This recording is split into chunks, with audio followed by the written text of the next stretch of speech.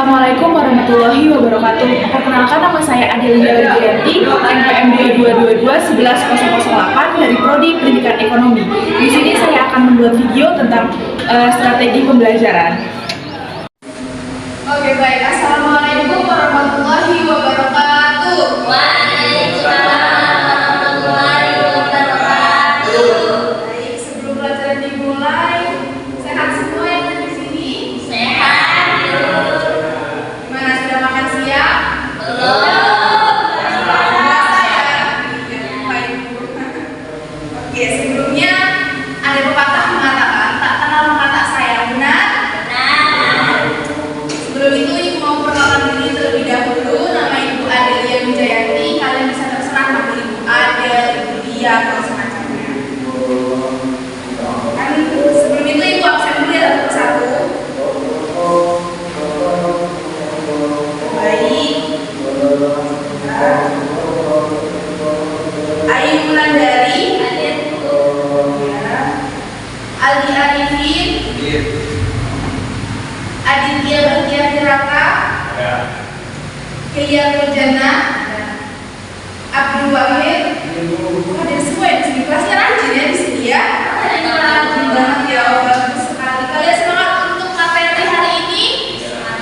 Semangat. Oke, baik. Materi kali ini adalah teori produksi. Mungkin di sini ada yang tahu apa sih teori produksi itu? Ada yang tahu? Teori produksi? Tidak tahu ya. Oke, baik. Langsung saja kita masuk ke materinya, yaitu teori produksi.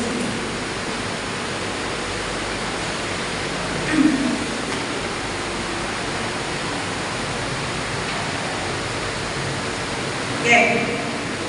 Pertama, pengertian teori produksi itu ada berbagai macam pendapat dari segala macam pihak. Yang saya ambil adalah ini ya, makanan, minuman, pakaian, dan semua yang Anda gunakan untuk memenuhi kebutuhan hidup sehari-hari merupakan hasil produksi, dan itu tidak instan. Itu ada tahap-tahap proses pembuatannya. Bahkan sesuatu yang bukan berupa barang pun, jasa misalnya, merupakan hasil produksi. Dengan demikian, produksi merupakan sebuah rangkaian proses yang meliputi semua aktivitas dalam rangka menciptakan atau menambah nilai dari barang atau jasa. Jadi satu hasil produksi itu ada nilai barang dan jasanya. Paham? Oke.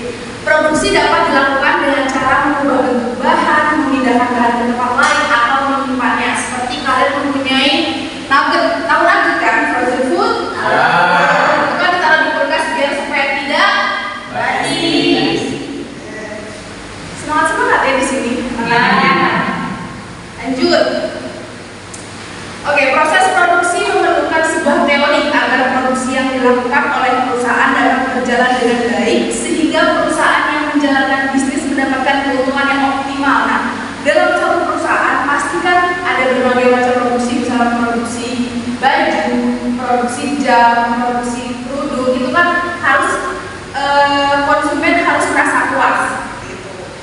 Teori tersebut dapat membantu proses produksi sehingga berjalan sesuai harapan atau setidaknya mendekati harapan. Seperti kalian ingin memakai kerudung bermerek Bella Square atau bermerek Elzatas, paham? Nah, bisa kalian lihat ada 5 teori produksi berdasarkan jenis produk. Yang pertama adalah produksi ekstraksi. Jenis produksi ekstraksi merupakan kegiatan produksi yang menambah atau menciptakan nilai guna dengan mengambil langsung sumber daya alam. Jadi produksi ekstraksi ini adalah suatu produksi yang mengambil dari sumber daya alamnya langsung, seperti lingkungan, seperti alam, seperti ya. Yang kedua adalah produksi agraris. Jenis produksi agraris merupakan kegiatan produksi yang memberikan nilai tambah atau menciptakan nilai pada hewan dan tumbuhan, seperti tas yang terbuat dari kulit buaya, kulit ulas, seperti itu. Tahu kalian kan? Tahu.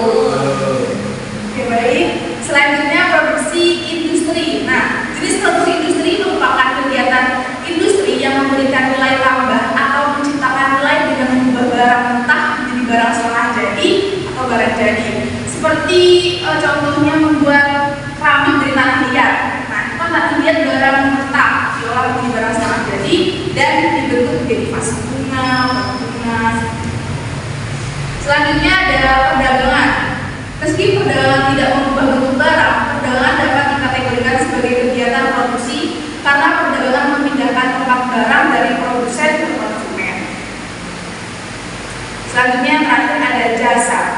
Produksi jasa merupakan kegiatan produksi yang memberikan pelayanan kepada konsumen. Hasil output produksi di bidang jasa tidak bisa dilihat bentuknya sebab tidak berupa barang fisik. Nah, ini contohnya seperti kalian membeli barang lewat online. Kalian kan tidak bisa melihat realnya ya. Kalian hanya melihat review-review dari customer lainnya.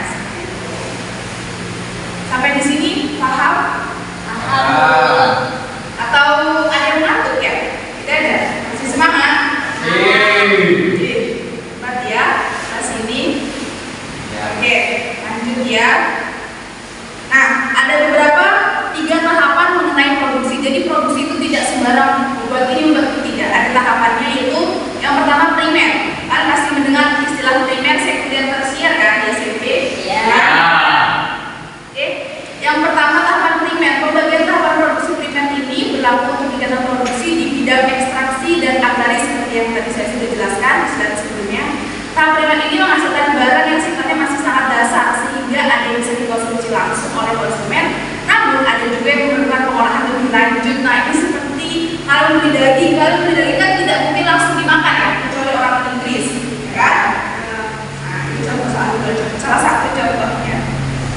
Yang kedua, tahapan sekunder merupakan lanjutan dari produksi primer. Nah, bahan mentah yang dihasilkan pada tahapan primer memerlukan pengolahan lebih lanjut. Pada umumnya yang termasuk dalam tahapan ini adalah bidang industri, seperti kalian yang masak udang kan harus dibersihkan, harus disisihkan kulitnya, harus dibuang seperti kayak memakan ikan, gitu ya.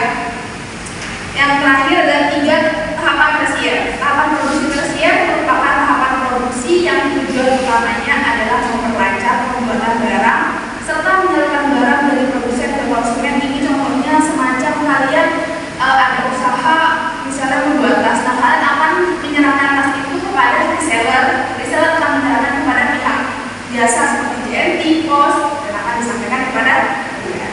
Paham? Oke. Nah, selanjutnya masih semangat ya? Ya. Ada dua faktor terhadap faktor produksi. Ini 2 faktor, yaitu yang pertama adalah produksi asli. Ini meliputi sumber daya alam dan tenaga kerja. Hanya 2 hal tersebut. Mengapa sumber daya alam dan tenaga kerja dikatakan sebagai faktor produksi asli? Karena hanya dengan 2 faktor tersebut manusia sudah dapat memproduksi barang. Yang kedua adalah faktor produksi turunan. Merupakan faktor produksi yang tidak berhubungan secara langsung dan merupakan karya yang berasal dari pemikiran dan kemajuan budaya manusia, yaitu dari mindsetnya manusia masing-masing. Seperti itu. Nah, selanjutnya ini ada beberapa, kalian kalau di SMP itu pasti ada pelajaran prakarya, ada atau tidak? Ada. Nah, pasti kalian ketemu yang namanya fixed cost, variable cost, total cost, dan average cost. Fixed cost ini adalah biaya produksi tetap yang dimana membutuhkan proses produksi dan nominalnya tetap. Itu pasti dari awal proses tahapan itu pasti kalian menghitungkan ini kebutuhannya berapa, pemasukannya berapa, pengeluarannya berapa, seperti itu kan. Produksi variabel atau variable cost ini yang dikeluarkan, nah ini adalah hasil pengeluaran untuk proses produksi dan nominal berubah sesuai dengan jumlah produk yang dihasilkan. Yang ketiga adalah total cost. Total cost ini keseluruhan seperti bahan makanan, tenaga kerja, gas, listrik, dan lain sebagainya. Rata-rata ini adalah cara membagi biaya produksi total dengan jumlah produksi. Oke. Teori mengenai fungsi produksi ini adalah dapat merancang harga pokok produksi dan kuantitas produk yang dihasilkan. Tidak hanya itu, fungsi produksi juga dapat memberikan gambaran kombinasi input yang harus digunakan. Misalkan, bentukan fungsi produksi, sebuah perusahaan maksimal dapat menghasilkan unit X sebesar 500 buah dan 750 unit Y dalam sehari. Itu kan pasti keuntungannya banyak dan besar ya. Oke, ternyata slide terakhir ya, teman-teman. Anak-anak, mungkin di sini ada yang kurang paham dengan apa yang Ibu jelaskan. Bisa ditanyakan, jangan malu-malu. Bu, Oke. mau bertanya Ya, siapa namanya? Abdullah itu. Baik, pertanyaannya apa? Apakah dalam salah satu faktor produksi tidak ada kegiatan produksi yang bisa berjalan? Mau menjelaskan? Oke, baik. Mungkin ada lagi yang mau bertanya? Saya Bu, Baik, siapa namanya? adik Bu, saya ingin bertanya tentang bagaimana jika faktor produksi tidak terpenuhi. Oke, bagus-bagus ya pertanyaannya ini. Oke, saya jawab dari Mas Wahyu terlebih dahulu ya. Apakah kalau salah satu faktor produksi tidak ada kegiatan produksi bisa berjalan? Benar seperti itu? Oke. Jika dilihat dari materi ini, tentu faktor produksi ini adalah barang yang sangat penting dan harus ada di dalam sebuah perusahaan. Jadi kalau misalnya ada salah satu faktor yang tidak dipenuhi, itu faktor produksi tidak akan berjalan.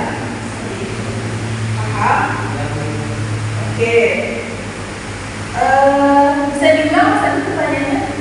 Pertanyaannya yaitu,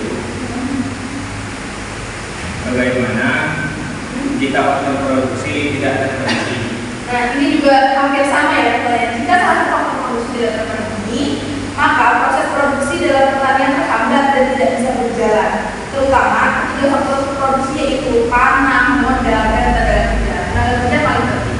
Karena kalau tidak ada tenaga kerja, siapa yang memproduksi?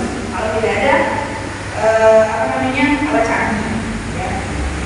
Oke, selanjutnya mungkin ada yang bertanya lagi. Ya, silakan. Siapa namanya? Ayo dari Ya, silakan dulu.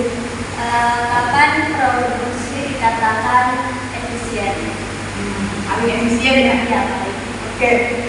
Jawabannya itu apabila dengan usaha atau pengorbanan tertentu dapat menghasilkan hasil produk yang optimal dan atau hasil tertentu bisa diperoleh dengan usaha atau pengorbanan yang minimal. Jadi kalian kalau misalnya membuka usaha harus ada pengorbanan dong. Kalau tidak ada pengorbanan, ya kalian mendapat hasil yang memuaskan itu tidak mungkin.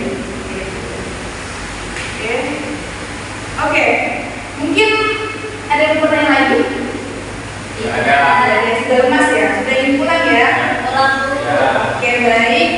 Semoga materi yang saya sampaikan bermanfaat dan bisa diterima dengan baik. Maaf atas kekurangan saya. Wassalamualaikum warahmatullahi wabarakatuh. Waalaikumsalam warahmatullahi wabarakatuh. Sekian video dari saya, semoga bermanfaat. Wassalamualaikum warahmatullahi wabarakatuh.